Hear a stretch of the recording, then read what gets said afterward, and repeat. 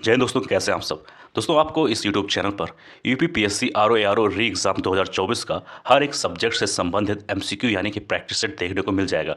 दोस्तों, इस YouTube channel पर आपको सहायक समीक्षा अधिकारी यानी कि आरओ री एग्ज़ाम का प्रैक्टिस सेट देखने को मिल जाएगा। जय हिंद, जय भारत। स्वागत है दोस्तों आप सभी का। आज हम लोग बात करने वाले हैं आरओ रे एग्जाम के प्रैक्टिस सेट है, जैसा आप सभी को पता है, और ये हिंदी का प्रैक्टिस सेट है। आज हम बात करेंगे सवाल नंबर 40 के बारे में। यहाँ पर एक शब्द दिख रहा होगा मामूद, तो ये शब्द कोई नहीं है, ये थोड़ा सा प्रिंटिंग में हो गया है गलती से। यहाँ पर सही शब्द होना चाहिए था भा, एक मिनट जो भाई, यहाँ पर सही शब्द होना चाहिए था भा भूत। कोई बात नहीं, मैं यहाँ पर लिख दे रहा हूँ। पीडीएफ बनाते वक्त कुछ चीज़ें प्रिंटिंग ऊपर नीचे हो जाती हैं, खैर कोई बात नहीं, मैं आपको सही शब्द जरूर बताऊंगा। पूछा गया भभूत का तत्सम शब्द क्या होगा इन चारों में से।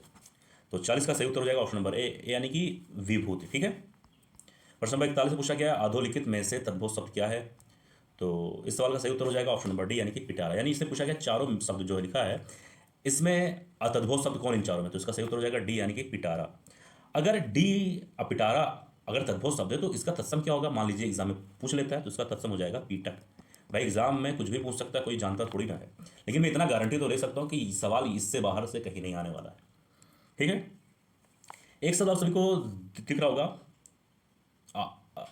अप्रत्य विज्ञान। ठीक है, अप्रत्य विज्ञान भी बोल सकते हैं।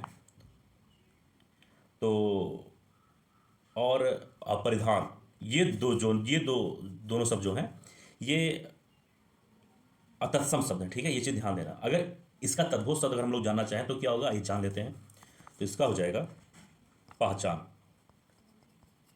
और अपरिधान का हो जाएगा पहनना। ठीक है। प्रश्न नंबर 42 से इसमें पूछा गया निम्नलिखित में से तत्सम शब्द कौन से होंगे इन चारों में से। 42 का सही उत्तर हो जाएगा ऑप्शन नंबर डी, और इसका तद्भव हो जाएगा झीना। ठीक है। तो बी है, एक तत्सम शब्द है जो कि है जीर्ण, और इसका अतद्भव शब्द हो जाएगा झीना। ठीक है। और वहीं पर दही जो लिखा है, गाहक जो लिखा है, ये दोनों शब्द जो हैं अतद्भव शब्द, ये चीज़ ध्यान देना। तो दही का अतत्सम क्या हो जाएगा ये भी जान लेते हैं। दही का अतत्सम हो जाएगा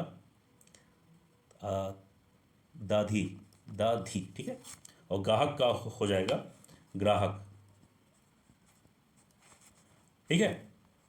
एक सब लिखा है गयन, तो गयन जो है दोस्तों ये हाथी का पर्यायवाची है, ये चीज़ ध्यान देना। कभी भी भाई सवाल पूछ रहे तो मालूम होना चाहिए। प्रश्न नंबर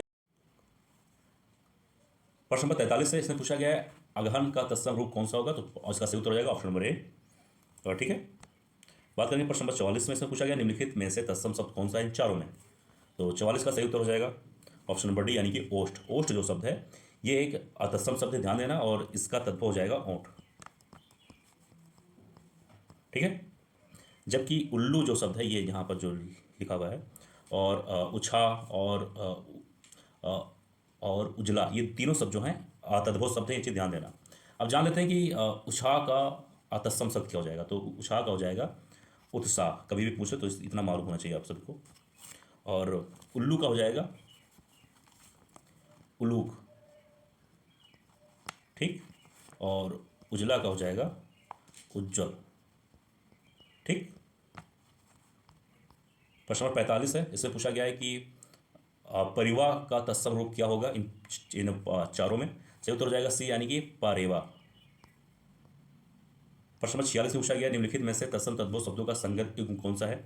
तो 46 का सही उत्तर हो जाएगा ऑप्शन नंबर सी, यानी कि अपर्यंक जो लिखा है दोस्तों ये अपलंग का तत्सम शब्द है, ये बात सही है, तो ये हो जाएगा सही। ठीक है। समझ में आ रहा है कि नहीं आ रहा है, कोई दिक्कत हो जरूर कमेंट बॉक्स में लिख देना। यहाँ पे लिखा है घोटक, तो घोटक जो है ये घड़ा का तत्सम शब्द नहीं होगा। क्यों? क्योंकि घोटक जो हो जाएगा घोड़े का हो जाएगा। ठीक है, ना कि घड़ा का। तो एक चीज़ ध्यान देना, ये यही कारण है कि ये ऑप्शन गलत है। ठीक है। और यहाँ पे लिखा है खोपड़ी, तो खोपड़ी का तत्सम शब्द जो है वो हो जाएगा करपर। ये चीज़ ध्यान देना। ठीक है, इंपॉर्टेंट चीज़ है। और क्या हम लोग जान सकते हैं, बस हो गया। वही बात करें प्रश्न नंबर 47 में, इसमें कहा गया निम्नलिखित में से एक तद्भव शब्द है इन चारों में से। तो आइए जानते हैं कौन सा है। सही उत्तर हो जाएगा ए यानी कि आंसू। आंसू जो शब्द है ये एक आतद्भव शब्द है और इसका तत्सम हो जाएगा आश्रु। वानर एक तत्सम शब्द है और इसका आतद्भव हो जाएगा बंदर। ये चीज़ आप सभी को मालूम होना चाहिए। यहाँ लिखा है एकत्र, तो ये भी एक तत्सम शब्द है और इसका आतद्भव हो जाएगा इकट्ठा। और यहाँ लिखा है उच्च, उच्च भी एक तत्सम शब्द है और इसका आतद्भव हो जाएगा ऊंचा। ठीक है। प्रश्न नंबर 48 है। 48 पूछा गया है कि कपित का तद्भव शब्द क्या होगा। 48 का सही उत्तर हो जाएगा ऑप्शन नंबर बी यानी कि केला। ठीक है।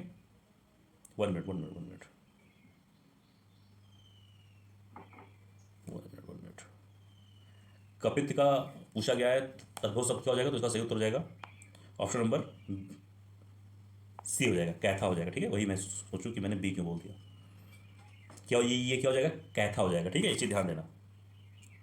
और जबकि यहाँ पर क्या लिखा है, कपूर, केला और खजूर, ये तीनों जो शब्द हैं तद्भव शब्द हो जाएंगे, ध्यान देना।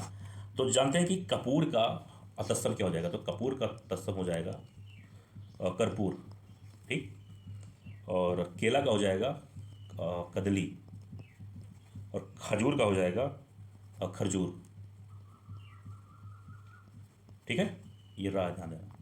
प्रश्न नंबर 49 से पूछा गया है कि तद्भव चबूतरा का तत्सम क्या होगा। क्या पूछा गया, चबूतरा का तत्सम।